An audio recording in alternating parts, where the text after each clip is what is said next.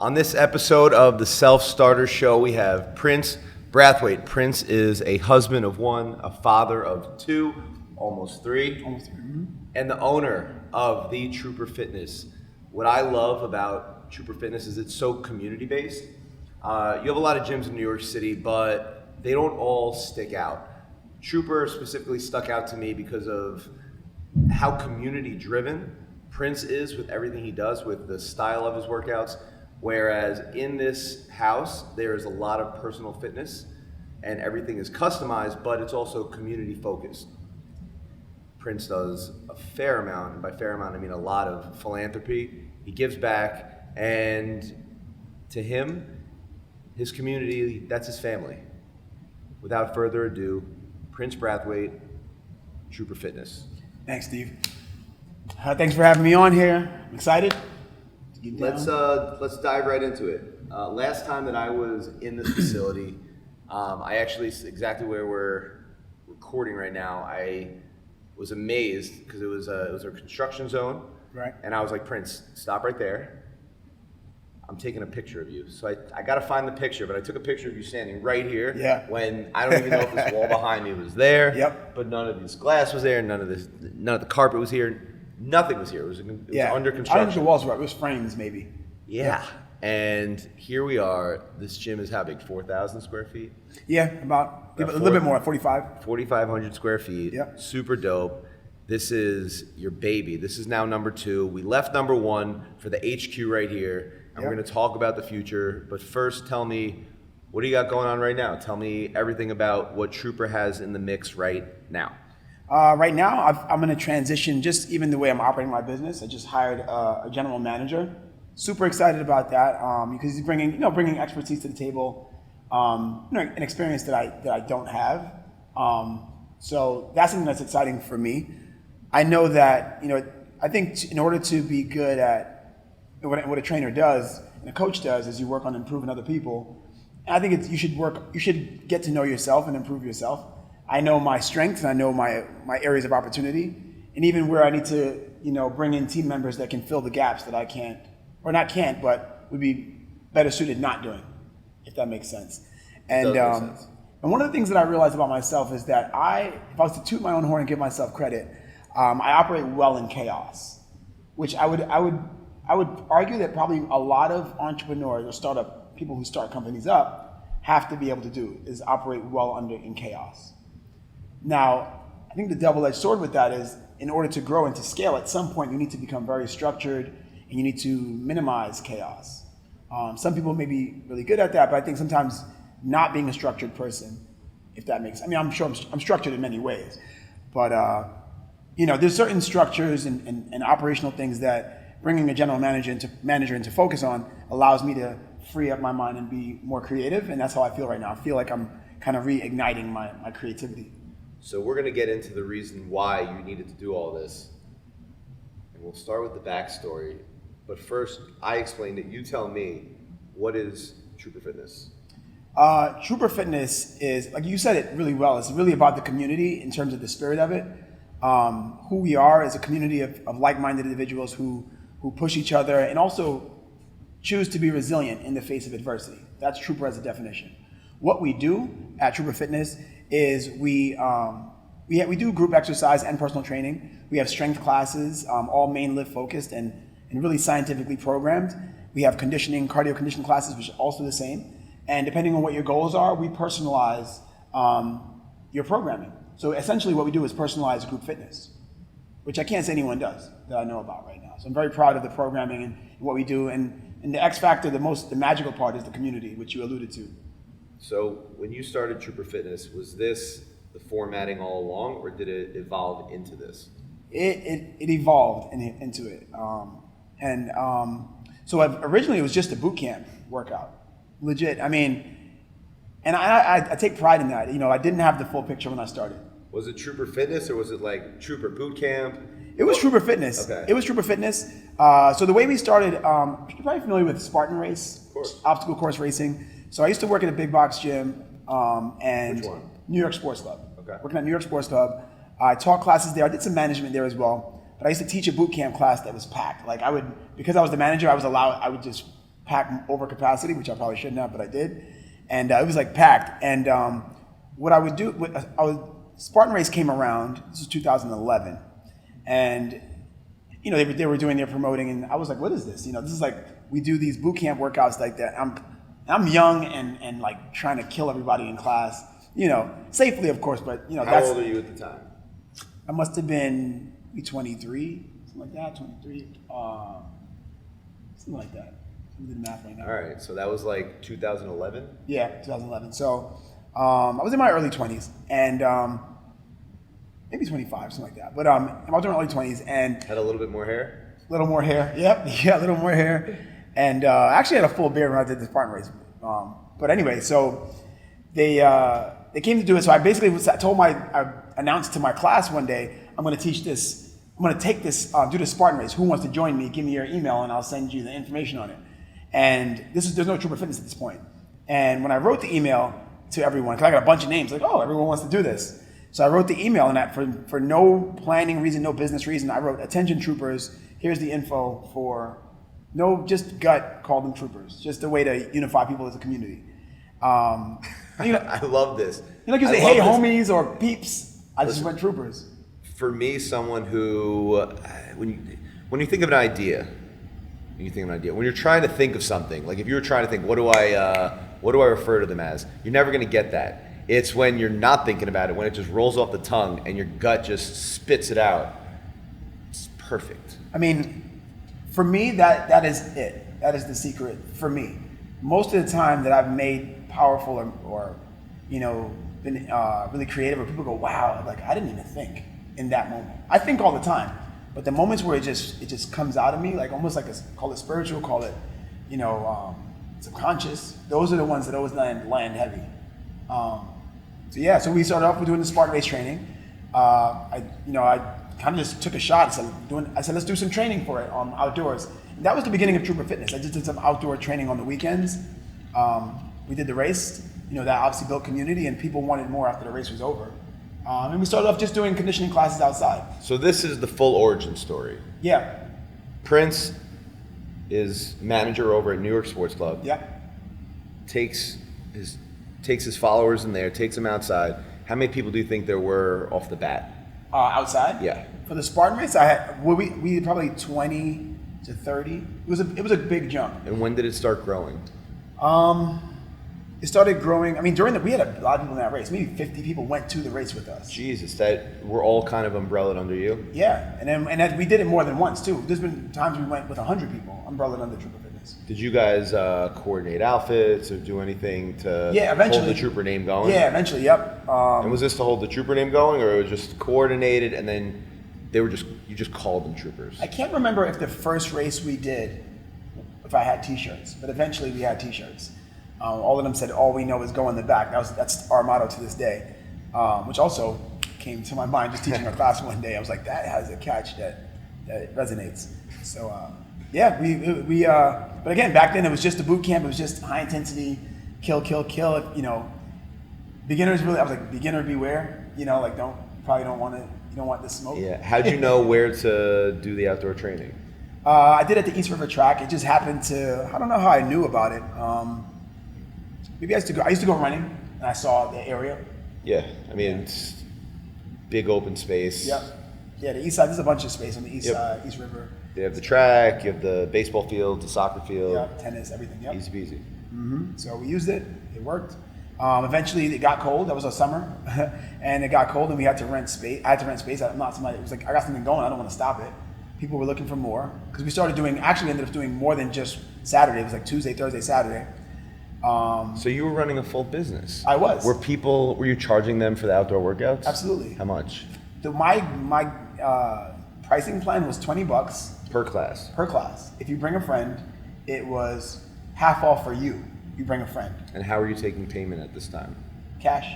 Cash Or it was no Venmo back then. Yeah, cash or I think it was cash. I'm trying to think of any digital form of payment. No, I got nothing. It must have been 2011, 2012. Yeah.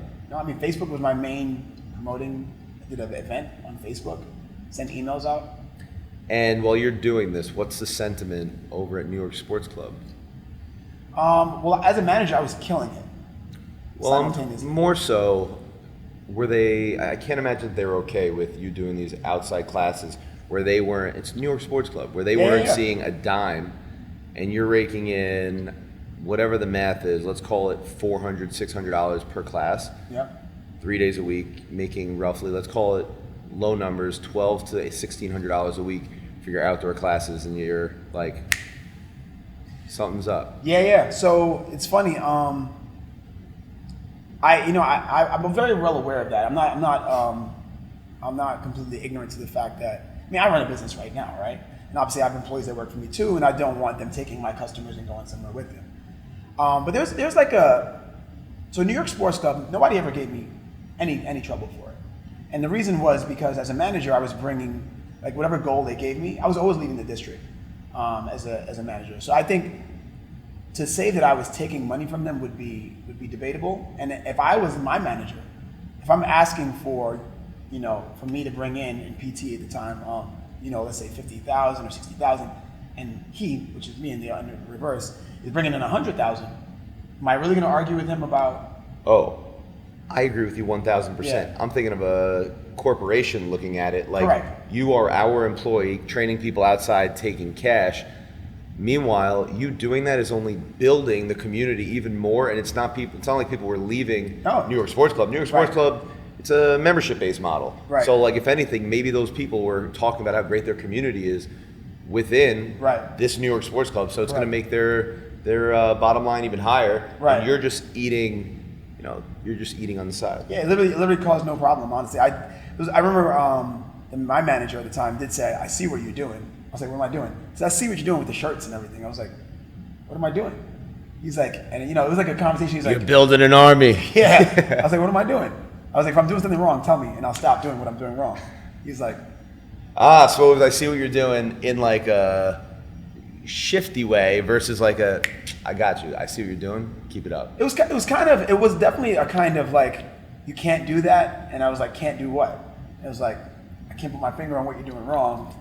But I think, like I said, I think ultimately with business, no matter people's feelings, I think numbers speak at the end of the day. And I think my numbers were speaking, and I know my value. Nobody wanted to get rid of me. I love how there's in my head there's so many different like army references. It's like, I see what you're doing, but you're supposed to stay in line. Yeah. Right. You're supposed to stay in line, and you're supposed to be at attention when we tell you. Right. All right, so now we're at 2011, 2012.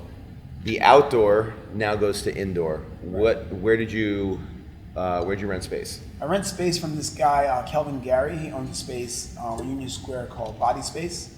And it's funny. 14th Street. 14th Street. He just opened up, and I just had one of my clients that I trained said they were taking Pilates in that building, and they wanted me to go to rent space from the Pilates space there. It was called Flex Studios at the time. Yep.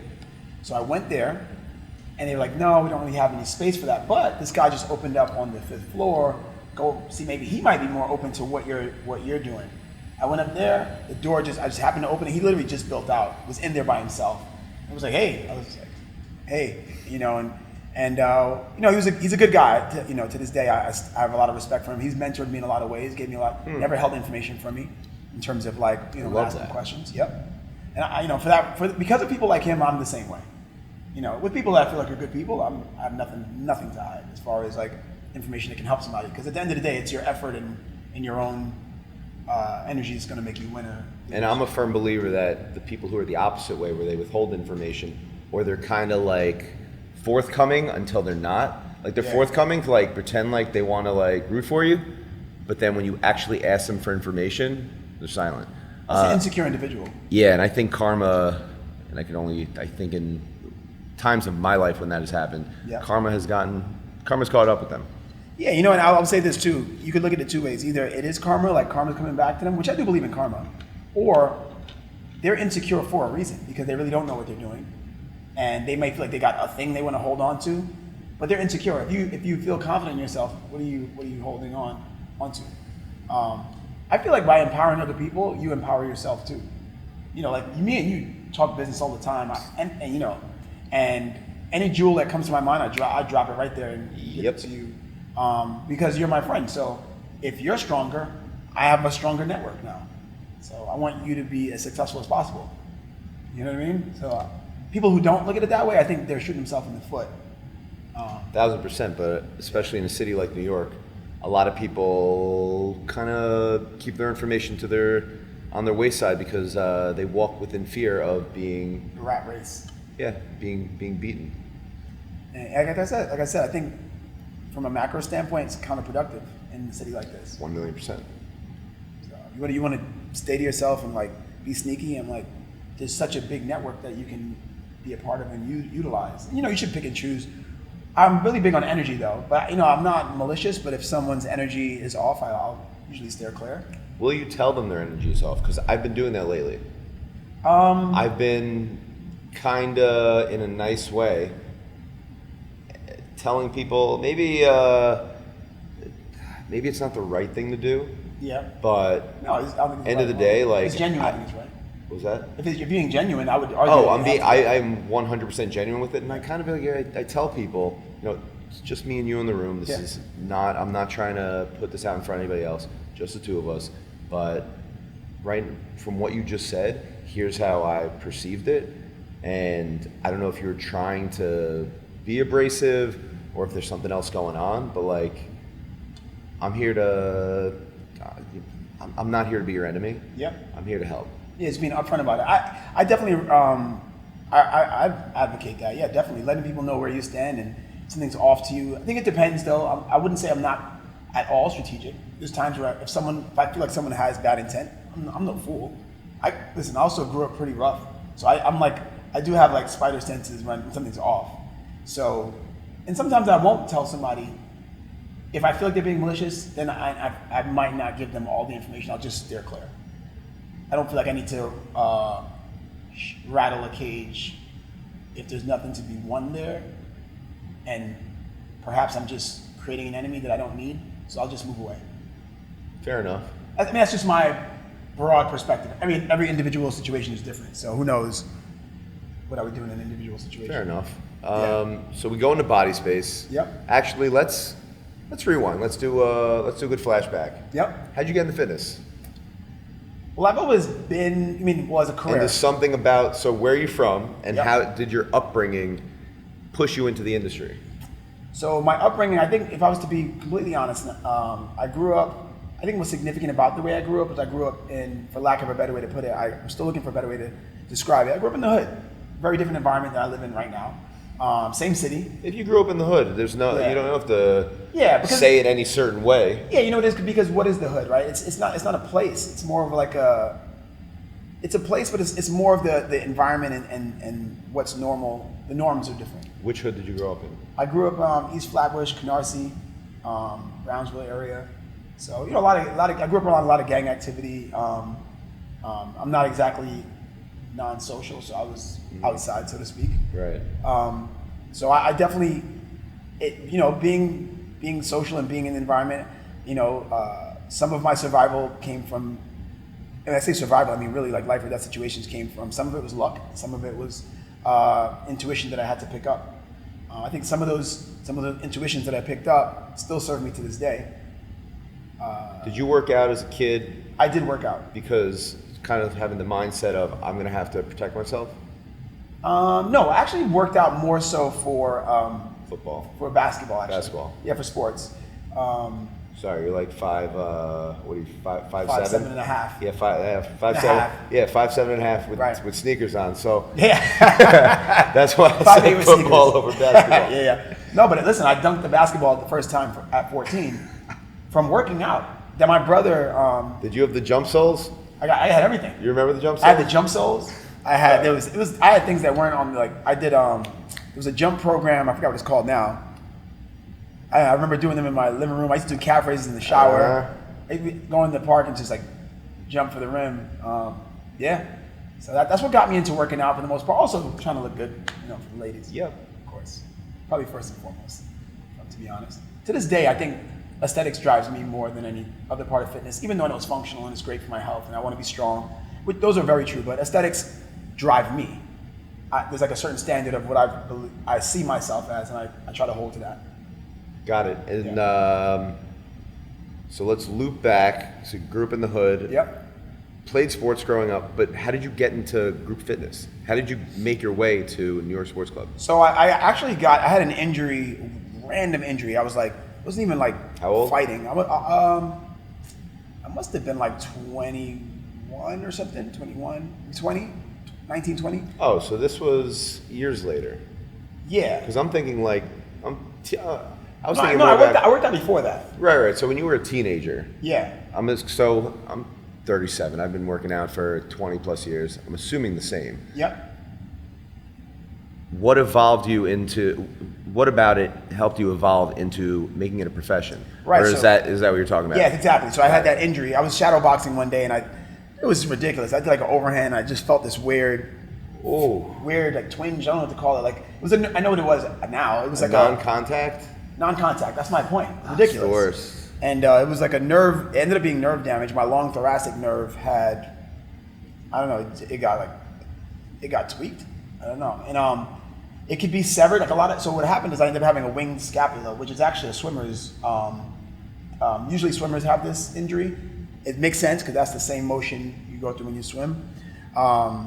And literally my if you know anatomy, my serratus was completely shut off, completely atrophied. I couldn't At lift my arm. 21.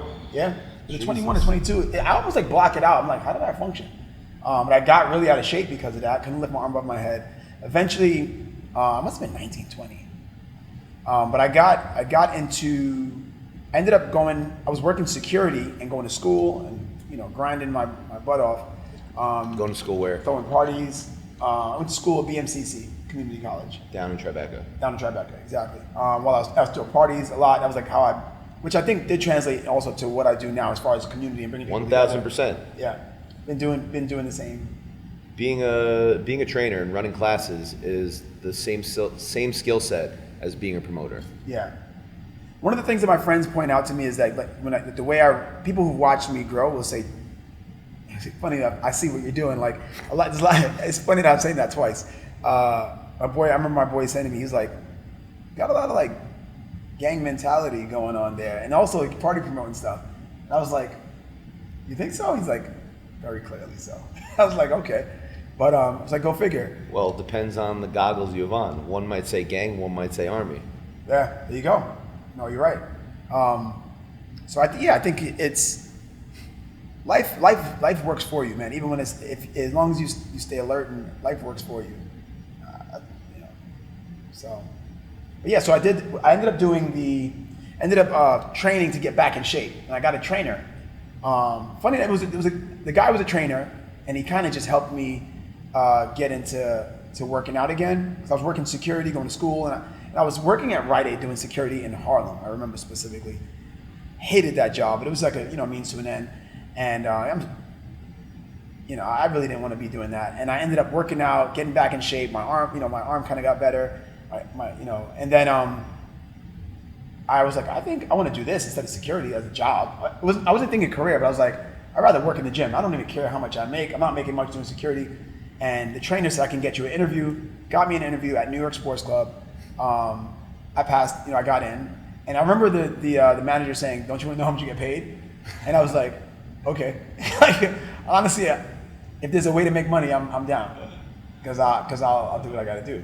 So, and then what happened was I started training, and then career came from once I got my first few clients, and someone said to me, "You changed my life." And this, I'm a young kid. I'm like 20, 21, and this is an adult who probably runs a business as a manager somewhere. Can't remember what they did, but they were definitely like making good money, established career-wise, telling me, who's still trying to figure out my life, that I just changed their life. Yep. That's heavy in a good way. I was like, and as I was thinking about careers that I wanted, I never And thought you're about 22, changing. 23 at the time? I think 21. Oh, God. So I ended up being a manager around 22, 23. So, yeah, I think that just hit me, and I was like, again, it was an epiphany. I was like, I want to do this, period. And because I've always been entrepreneur-minded. In retrospect, throwing parties, I've always wanted to like get into business. Even when I went to school, I went to school for nursing, but my whole intention of going to school for nursing at BMCC was to get my degree, get an associate's degree, because all you needed was an associate to become a nurse back then. And I was like, I'll make enough money, stay at home, save money, and I was going to get into real estate with my plan. Then start I didn't know anything about that. I just said, if I can get a little bit of money, stay at home, I can start buying stuff and figure it out from there. But I was always trying to figure things out. And then when I was, that same energy, when I realized that I loved helping people, I was like, I'm gonna open my own gym. That's with no reasoning other than that. So that was like the passion that really came through your body when that guy, Yeah. that first client who told you, you changed my life. Yeah. That was like that aha moment. Yeah, 100%. 100%. Now, when you were injured, you were working security. Was there any like rock bottom moment where you kind of thought, this is it? Like, what am I gonna do? Rock bottom moment. Or did we? There was a moment I was like, hell no, I ain't doing this no more. Or is there a rock bottom moment that's coming up? Not coming up, I mean in the future. I mean in the story. You mean energy in the story? Rock bottom. Let's get there. I don't know if I ever hit rock bottom, but maybe it's my optimism that would say that. I've definitely had hard times. So let's revert back to the story.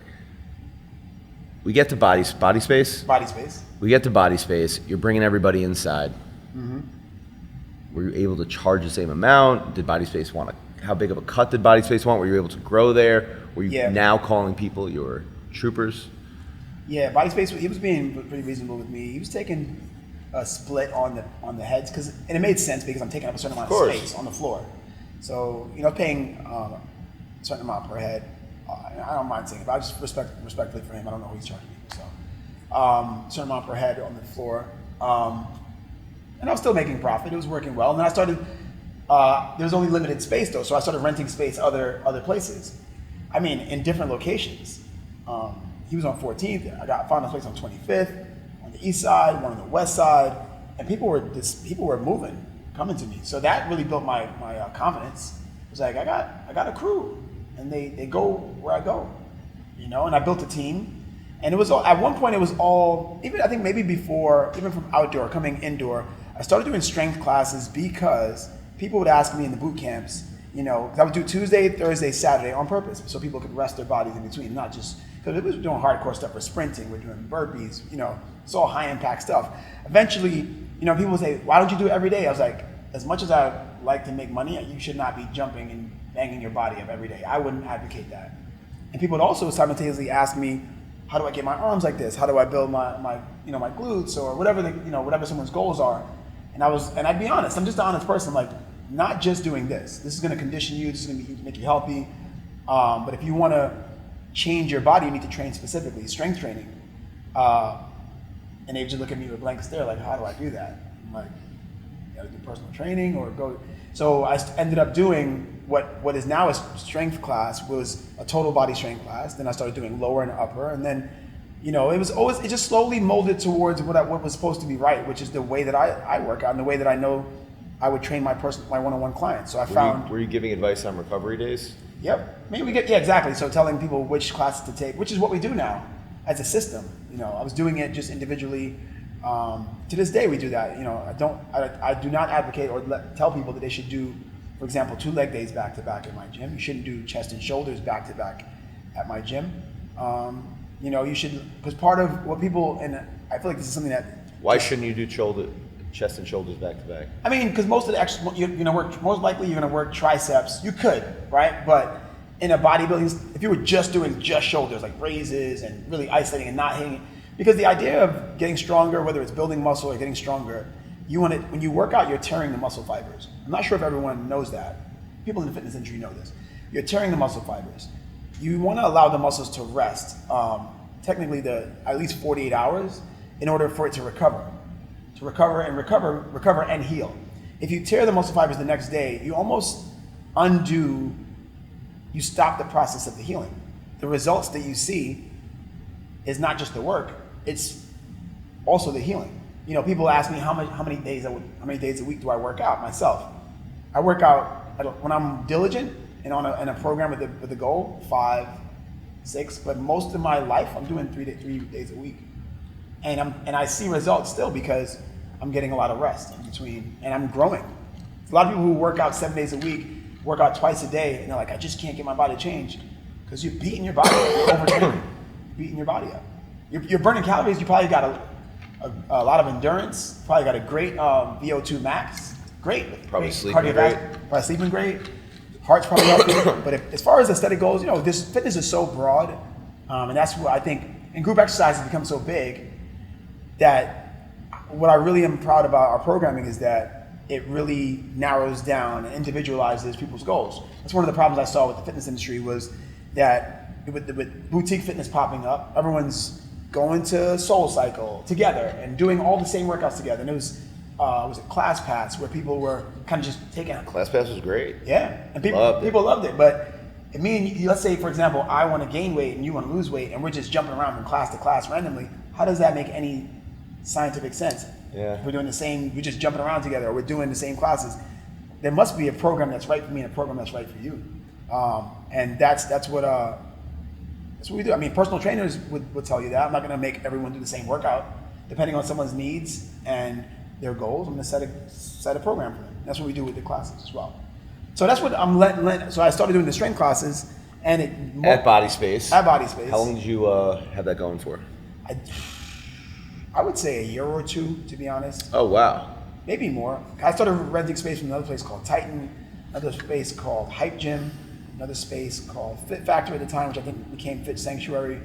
We were all over. I'm still doing the outdoors. Crazy how many gyms there are in New York City. Because Body Space is the only one that you've named that I actually know. And I've been in the fitness community for there's so many. Quite some time. And I haven't heard of any of these places. I get perturbed when people tell me they never heard of True Fitness, but I understand why. Yeah. I'm like, we are amazing. What do you mean you never heard of us? You don't know Prince? Yeah. That's me. But no, it's So so we're on 54th between second and third right now. Right. When did you decide it's time? When my rent equated to, I was paying like all those gyms, and I had a team, like I said, so we had classes going on. We had a schedule. We were running a business with no place, and my rent was like $5,000 a month in total. I'm looking at it, I'm like, I should just open a place and not be limited to having to run around and be limited as to when they say, no, the space not available right now. Because I felt like I was losing out on opportunities because the space wasn't available. So, and you want to be able to control the space and outfit the space the way you want. So yeah, once the rent that we were paying ended up that much, again, I also asked, I think it was Fit Factory, I asked the owner how much they were paying for their rent, and it was about that. And I was like, what am I doing here? Yeah. So that's how you learn. But yeah. And you also had to get to that point to realize you needed it. Right. And also, but then what I didn't know, and sometimes ignorance is bliss, because maybe I would have scared myself away from it, was the down payment. Understanding how much a build out costs, understand how much money you have to put down, especially when you don't have any track record of paying rent. They try to, the landlords try to get more from you, a bigger down payment sometimes. Especially in commercial. Exactly, in commercial. So yeah, that stuff I didn't know, and it was good that I didn't know. I remember naively, setting a goal of $100,000. Like, I need $100,000 now, and I have no reasoning behind $100,000. It's like, that should be enough to cushion me, open a space, rock and roll. No? Not enough. Go on. So, but I didn't know until after I signed the lease. For this, not this location, but Yeah, this building. Yeah. When the first one. So I signed the lease, and construction, we got to find construction people in the process. Signed the lease, found construction. We had 3 construction people, went through 3 different options of contractors, got the one that was in our price range that we thought could do the job. They gave me the price. I'm like, I don't even have half of that. But but the way you pay is you put a third down. I'm being really transparent about it. This is literally the process, just grassroots, thugging it out. And I remember what was significant about it was construction people, and you would know, like, they'd speak a different language. The cordial office way of speaking and communicating is not how they operate. Like, if you don't yell or curse, and I hate to say that, and someone who doesn't know, like, Prince, there's always a way to, not in construction, not from my experience. I am a cordially nice person. None of my employees, you can go through every employee I've ever had, I've never spoken down to them or even raised my voice in a tone that was condescending. Construction, however, it's their language. So, like, in order to get things done, I had to threaten them. And when I threatened them, I mean, like, not physically. Well, also, not for nothing, you went with the one in your budget. That's true. So you went with the one in your budget. Now, I've worked with many different contractors. Yeah, this guy was shady. To be honest. I'm not gonna say most. A lot are like you're saying. I've worked with a couple fantastic ones. My go-to contractor, Streamline USA, the most upstanding gentleman. And conversations are good. And they get some things done on of the time? best humans. They hit deadlines? Oh, the best human I've ever worked with. That's awesome. Because But most are not the best. I guess that's true. I'm glad you're. I'm speaking purely from experience. It is what it is, But You get what you pay for. yeah, you get what you pay for. That's something that's for sure, and that's what at the time I could afford.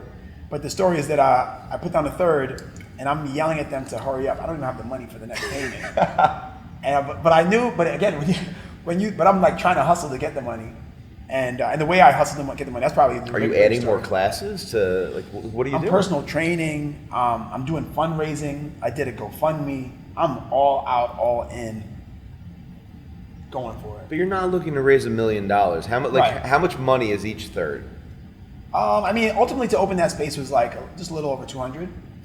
Okay. So like 70. So like now you need 70 grand. Right. So you're doing GoFundMe, personal training. You're still doing the group fitness, which is probably bringing in now $2,000 a week.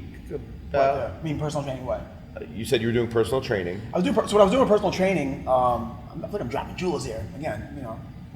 What I feel like what I did was I had clients that I was training obviously privately, and these are people who obviously can afford it, and they have the money. They're paying me monthly or bi-monthly, whatever the case is.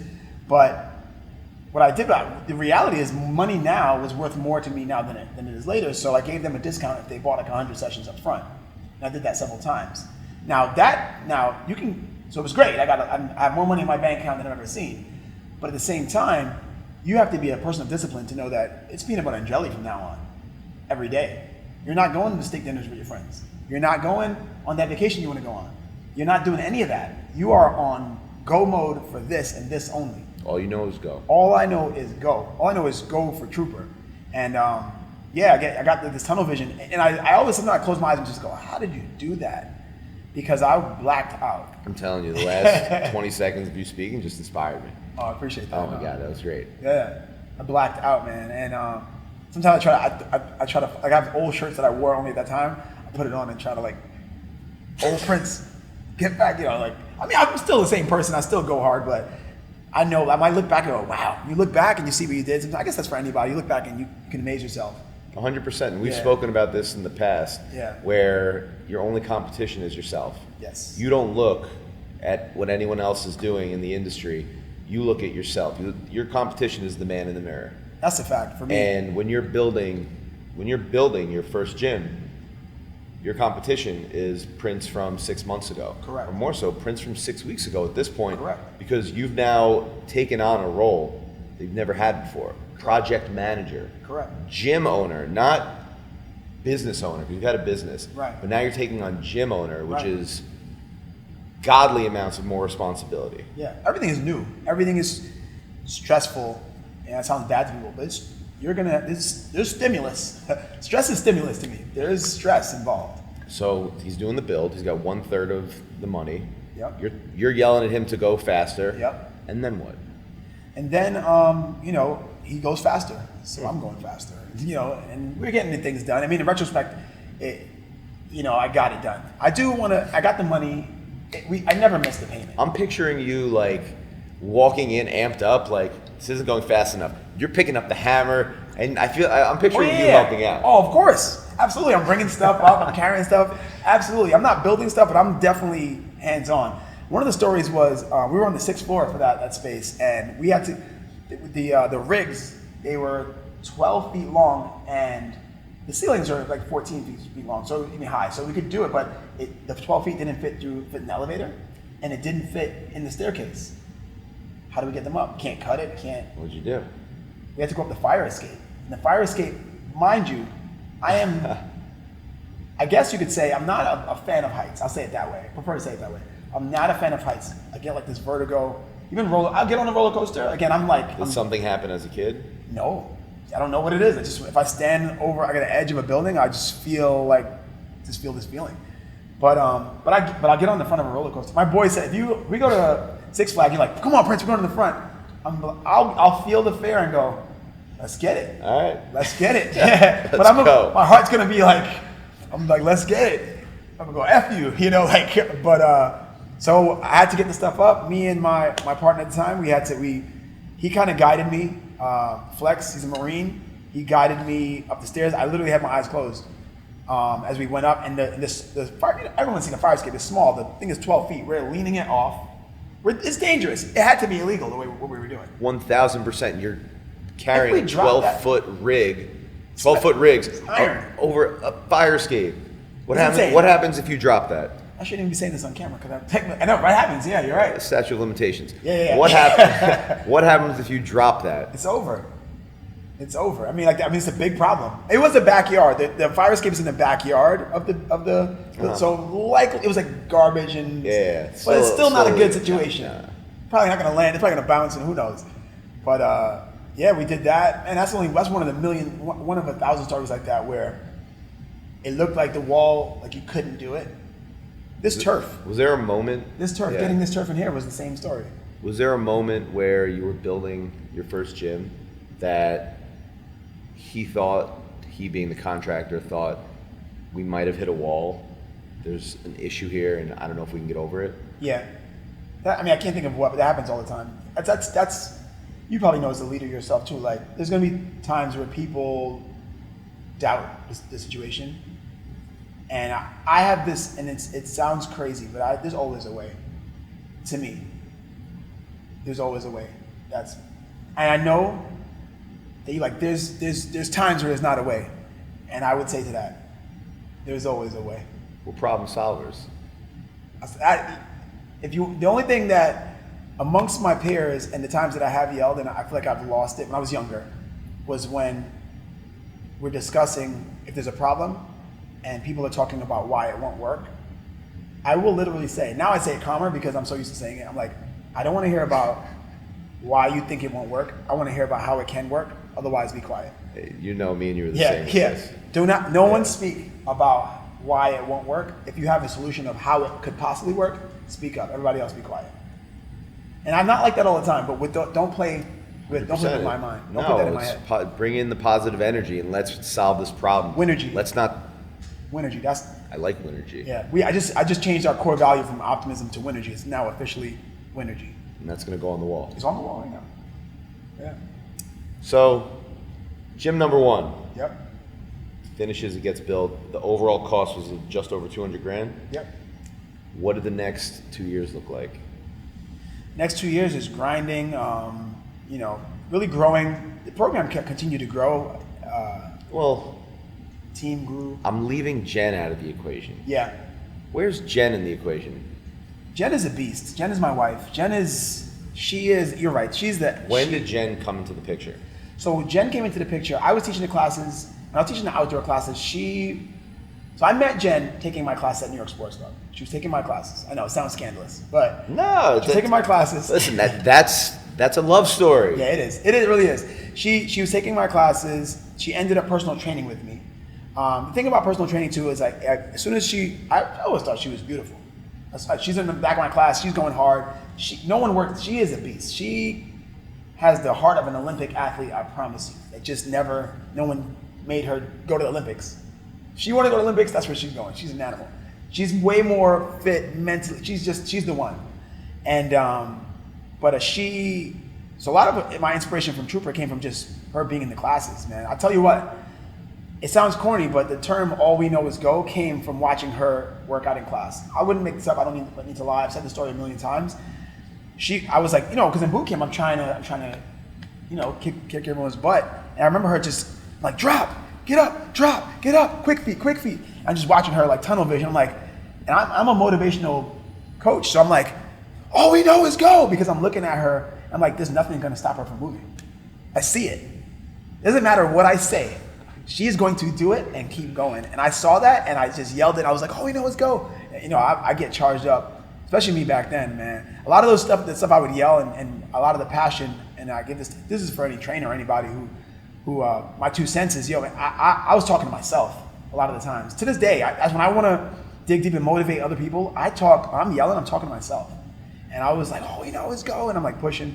But yeah, man, she's a beast. She's always been supportive of me. When I left New York Sports Club, and I was like, I'm gonna go do my own thing, but I'm gonna give it 3 months. She's like, give it 3 months for what? I was like, I just want to make sure to save up some money and just kind of plan. She was like, if you know you're gonna do it, why don't you just do it now? Yep. She was like, just effing quit. Was her words. Fuck yeah. Yeah. Oh, we can fucking say hers? So, yeah. So she's like, just fucking quit. Was the quote that I'll never forget. And I'll be even furthermore. She said she was working in finance at the time. She was also a nurse. She's a beast in her own right. But she was like, I believe in you so much that if it goes wrong, I will take care of you. I was like, you will never take care of me. But I appreciate that sentiment. And I was like, it was like more of like, if you believe in me that much, how dare I be a little punk? Because that's how I go. I talk to myself. I wouldn't talk to anyone else that way. Like, you're a punk. If you don't even believe in yourself as much as someone else believes in you, that's not going to cut it. So I took it as a challenge. I accepted. Here we are. It's Jen amazing. Jen, she did support me. She didn't just watch. In the beginning, it was just me though. She was doing her own thing. She steered clear. She got her certification, became a trainer, and she respected what I was doing so much. She never injected herself. She went and picked up her own clients. She did her own group exercise classes here and there. Eventually, when she got established and was doing great, I said, you should co-teach with me one day. And she did, and I was like, you should teach your own trooper class. And she's the other half of the magic, maybe bigger in some ways. Yeah, never stop, step by step. So, fucking love that. Yeah. How did the 6th floor finally grow enough that you were like, all right, we need double the space. Let's rock. Because the first time I met you and Jen, I think Jen was pregnant with Enzo. How many years ago would that have been? 2019. Yeah. About 20, yeah. Okay. So when I met you, she was pregnant with Enzo. Yes. And I remember now, you're exactly right. You came to that event. Yep, the breast cancer awareness event. Bench for boobs, Yep, bench for boobs. Yeah, breast cancer. I think I won or came in second in the bench press No, competition. you definitely didn't. You didn't score anything. No, What? Were you in it for real? Yeah. You win? Bro, I either won or I came in second. We did it more than once, so it's very I either possible. won or I came in second. I know that for a fact. I remember you came. I believe you. I know your bench, so I believe you. Yeah, it makes sense. But I more remember you bringing like the endo bands. Yeah. I remember us warming The up big with endo them. bands for everybody. Yeah, exactly. So I remember that most significantly. But So what was when did you decide we need more space, and what did it look like from we need more space to this? well, mind you, we signed the lease in Brooklyn first. We had a second lease in Brooklyn. Tell me about that. And that was the end of 2019. We had a couple of delays with the permits. COVID hit March. So there's no, I hate to say there's no way, but because I just said there's always a way, but it didn't make sense to try to open a new gym in that environment. And luckily we got out of the lease because we signed the lease and we already started paying rent. We were behind because of permits, but the landlord was gracious enough, gentleman enough to say nobody saw this coming. Shook hands. Did you lose any of your deposit? Yeah, I lost the deposit. I lost what I started with the construction. Started the rent, not the you clear it out. So I lost like a couple tens of thousands. Demolition costs. Demolition costs, exactly. So I lost maybe 60K or something like that, if I remember. That's why I remember my gut. But so I lost that. But to me, it was all a wash, and I was like, I'm lucky that he let me out of the lease. I could have owed $1 million in the lease. Yeah. So yeah, we got out of that. We went virtual, taught classes virtual, which again, the reason we were able to do that was through our community. The community really has been like the magic behind a lot of the everything. And people stuck with us, did the virtual classes, which none of us knew how to do or never knew what that would look like. Now it's like a thing that people understand. But we were on Zoom, and I never even... What's crazy is as soon as March 17th, we launched our first Zoom class because as people were getting afraid of the virus and germs, we were cleaning extra, but class started to dwindle a little bit. We said we should have an option for people who are not comfortable in here. Yep. Even if because people, I just saw like the fear in some people's. I remember that March, every day, it got a little crazy, a little more fearful, Right. And at that time, I was working out at 6:30 in the morning, and I remember just the news every day. It got worse and worse. When the NBA shut down, I said, oh, we got to go virtual. Yep. I said, the NBA? Oh, no. Time to launch the virtual. And we launched it March 17th. It's like, all right, gyms are shut down. The next day, we were open virtual, and people were like, so everyone gives us credit. Our members give us credit for being the first people to go on virtual. But the members, the community is really who I have to thank, because they said, just keep my membership payment, and I'll do the virtual classes. They had no idea how well it would work. But I think in the end, it ended up being exactly the value, because there was no other option. In fact, the value probably was higher at the time, because there was no option to go to the gym. And that kept us all sane. It was like, 200 of us. We used to do, going on a tangent, we used to have like happy hour. We were dressing up in suits. We were stuck in the house at the time. The community. The community. It goes back to the common theme. Yeah. Being a trooper and part of the community. So once we came back and gyms opened up, and it's been gradual, and I think everyone knows that it was gradual opening. We weren't even allowed to open at full capacity, which understandably, and we did smaller groups, higher price point. But we got going, momentum picked back up, and I have a plan to sign another lease this year. So my mind is on growth even when we were down. The closest thing to rock bottom, but it's not just me. Was COVID. It was that time frame. That was like a quick, and you're the type of person where, as we've spoken about in this interview, there is really no rock bottom, because it's just a problem, and it's not like dwelling on it and not thinking about, oh, this might be the moment, because there is no the moment. It's, how do we fix this? Yeah, I can't explain. There's something that happens that even amazes me in retrospect sometimes. When our back's against the wall, I come alive. It's not something, I don't want to say that, I'm not saying in a way like I'm special or to say I got everything figured out, but when things get really scary, something happens where I snap and go, survive. And I remember, everyone was saying I should get rid of my staff, like cut staff. I was like, I'm not firing out one person. Yeah. And I was like, and I understand that people had to, but I was like, we're going to do this virtual thing. I'm going to teach you. We're going to figure it out together. I have some experience teaching on daily burn. It's not exactly the same thing, but it was like being on camera. I'm going to teach you guys. We did trainings on virtual first with the team. I said, we're going to go for it. I want to make sure you're still cueing form like you do in class. It's a little different. You have to make sure that you're being more verbal, because you can't potentially do tactile cueing. So we really went in and it really translated. I think people to this day still do virtual with us, by the way. We do bring the value. Live, Absolutely. virtual classes still. Who knew? Yeah, it's still going and it's doing well. I think that but I didn't want to. I was like, nobody's going anywhere. We're going to fight this out together. Period. I remember my people that I respect, and had my best interest at heart. He was like, you have to. I know it's a hard time. I was like, I am not dropping anybody. And I remember I was like, we're going to figure this out together. Period. So you went from that to this. Yeah. Because we're now not that far out of COVID, and you had to start building this. So directly once everything with COVID's out, you're like, all right, all I know is go. Correct. We got to expand. Yeah, we got set back. We need to catch up and move past where we're supposed to be. Period. Yep. Something happened. It was a hurdle. Do runners stop when the hurdle's there? So I felt like we have to go into overdrive, catch up. Because in my mind, we're supposed to be here. I'm like, we got to catch up. I want to get right back to where we were. I don't want the story to end shorter than where it should have been. Not for me. So what does the future look like for Trooper? The future. The next 6 months. What does the next 6 months look like for Trooper? Signing another lease. Downtown Brooklyn. Downtown Brooklyn, preferably. That's where right now. I also was doing pop-ups in Jersey, so that's something that I see in the future as well. There's definitely opportunity in Manhattan to do more locations as well. But yeah, downtown Brooklyn the next 6 months is my next 6 month plan. My general manager I just hired, I feel very confident in his abilities. I think he brings a lot to the table. The idea is that he will probably manage both locations. He actually has a district manager background. He's a district manager. So he's that's what's up. Yeah, so he's perfect for that. And then the plan is to sign 2 more leases next year. So that's I'll keep it on my radar. Yes, hold me to it. That's what's supposed to happen. And then after that, sky's the limit. Right now, I have no investors right now, but by choice. I mean, to open this, I took loans and different stuff like that just to be fiscally responsible. Me dumping my bank account into this is not the smartest thing. Yeah, there's part. You take investors now. You're not full ownership, and a big part of being an owner is you want 100% ownership. And I know a couple people I've interviewed who are business owners that are just like, I'm not taking $1 from anybody because 100% of the decisions, Right.